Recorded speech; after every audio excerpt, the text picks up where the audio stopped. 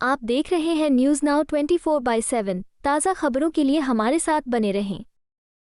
संजय सिंह को जमानत मिलने पर आप नेता गोपाल राय ने कहा, कल सुप्रीम कोर्ट से संजय सिंह को जमानत मिलने के बाद स्पष्ट है कि बिना सबूत के डरा धमकाकर दबाव में गिरफ्तारी की गई। ये भाजपा की तानाशाही की सबसे बड़ी हार है। साजिशकर्ताओं को मुंह की खानी पड़ी है। अरविंद केजरीवाल पूछताछ के लिए नहीं आए तो उन्हें अरेस्ट कर लिया गया। संजय सिंह को बिना समन के ईडी ने गिरफ्तार किया और 6 महीने जेल में रखा। 6 महीने तक कोई सबूत नहीं मिला। बीजेपी को निशाने पर लेते हुए गोपाल राय ने कहा, भाजपा के प्रवक्ता कह रहे हैं कि ईडी निष्पक्ष है। शर्म नहीं आती भाजपा को? 1 साल से कह रहे थे जमानत नहीं मिल रही। पाप का घड़ा भर रहा है। रावण को अहंकार हुआ था, कंस को भी अहंकार हुआ था और इतिहास गवाह है कि अहंकार खत्म हुआ है। 31 मार्च से भाजपा की उल्टी गिनती शुरू हुई है। मोदी सरकार ने जिस तरह से पिछले 2 सालों से दिल्ली के अंदर फर्जी शराब घोटाले का मुखौटा लगा करके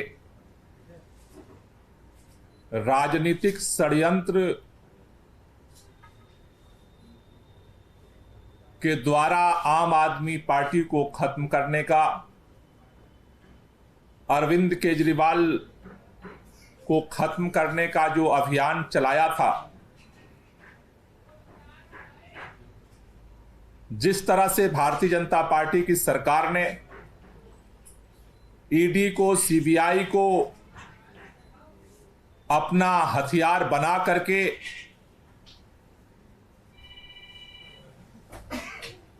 फर्जी आरोपों के आधार पर एक एक करके आम आदमी पार्टी के नेताओं को गिरफ्तार करवाया।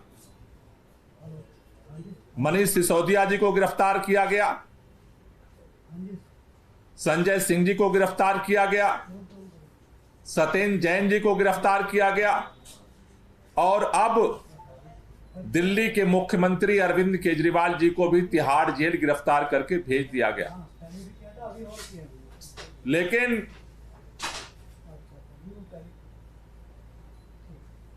कल सुप्रीम कोर्ट से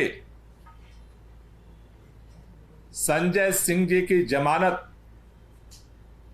मिलने के बाद एक बात स्पष्ट हो गई है कि जो बात बार बार कही जा रही थी कि बिना किसी सबूत के, बिना किसी प्रमाण के, डरा करके, धमका करके, दबाव बना करके लोगों को सरकारी गवाह बना करके झूठे आरोप लगा करके ये सारी गिरफ्तारियां की गई हैं।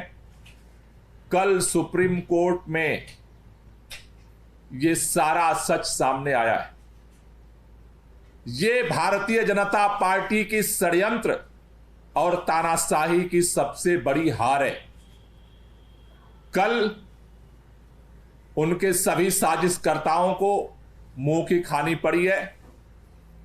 6 महीने से आपने बार बार सुना होगा अरविंद केजरीवाल जी को गिरफ्तार क्यों किया। भारतीय जनता पार्टी के सारे नेता एक ही बात दोहराते हैं, 9-9 सम्मन भेजा, 9-9 सम्मन भेजा, 9-9 सम्मन भेजा, और अरविंद केजरीवाल पूछताछ के लिए नहीं आए, इसलिए उनको गिरफ्तार कर लिया गया।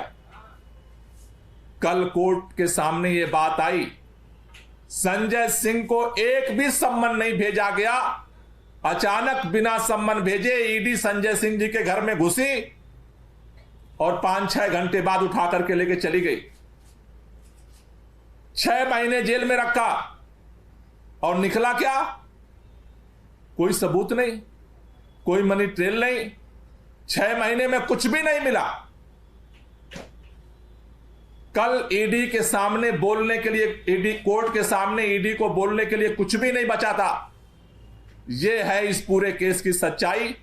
और इसी तरह से षड्यंत्र करके हमारे सभी नेताओं को, और इसी तरह के षड्यंत्र करके दिल्ली के मुख्यमंत्री को भी बिना एफआईआर, बिना किसी आरोपी के आप मुख्यमंत्री को उठा करके आपने जेल में बंद कर दिया, लेकिन सुप्रीम कोर्ट के अंदर कल संजय सिंह जी की जो जमानत मिली है, उसने भारतीय जनता पार्टी के इस सारे षड्यंत्र का पर्दाफाश किया है और ये एक बहुत बड़ी भारतीय जनता पार्टी को हार मिली है, उनके षड्यंत्रकारियों को एक हार मिली है।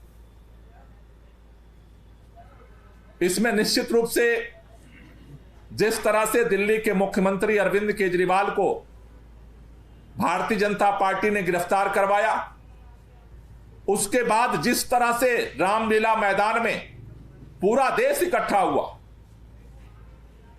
दिल्ली के लोग इकट्ठे हुए, पूरे देश में इसके खिलाफ आवाज उठ रही है। कोई मुखर होकर के बोल रहा है और कोई अपने दिल के अंदर बोल रहा है कि यह ज्यादती हो रही है, अब तो बहुत ज्यादा हो रहा है अत्याचार, यह अन्याय और अत्याचार की पराकाष्ठा हो रही है। हर व्यक्ति के जुबान पर यही बात है आज, ये तो अब हदें सारी पार कर रही है, ये तो तानाशाही हो रही है। दुनिया के अंदर भी आज हमारे देश का नाम बदनाम हो रहा है। रामलीला मैदान की रैली के बाद आज भारतीय जनता पार्टी के षड्यंत्रकर्ता दबाव में, भारतीय जनता पार्टी के सारे साजिशकर्ता आज दबाव में, और आज उनको यह लगता है कि कहीं अरविंद केजरीवाल की गिरफ्तारी उनके लिए भारी न पड़ जाए, क्योंकि आज पूरे देश के अंदर अगर गांव चट्टी चौराहे से लेकर के दुनिया के अंदर आज अगर चर्चा हो रही है तो एक ही बात की हो रही है कि जिस मुख्यमंत्री ने लोगों के लिए अपने जिंदगी को समर्पित किया, काम किया, आखिर आज वो जेल के अंदर क्यों है? क्या उसके खिलाफ कोई सबूत मिला है? क्या उनके खिलाफ कोई सजा हुई है कोर्ट में? नहीं, निराधार, जिस तरह से संजय सिंह को निराधार केवल आरोपों के आधार पर तिहाड़ जेल में 6 महीने बंद रखा गया, उसी तरह से आज दिल्ली के मुख्यमंत्री को भी केवल आरोपों के, और आरोप लगाने वाला कौन है? आरोप लगाने वाले वो व्यक्ति हैं जिसको डरा करके, धमका करके भारतीय जनता पार्टी ने और केंद्र सरकार ने, मोदी सरकार ने जिस तरह से लोगों को डरा करके, धमका करके और बेवजह फर्जी बयानबाजी लिखवा करके और गिरफ्तारी की है।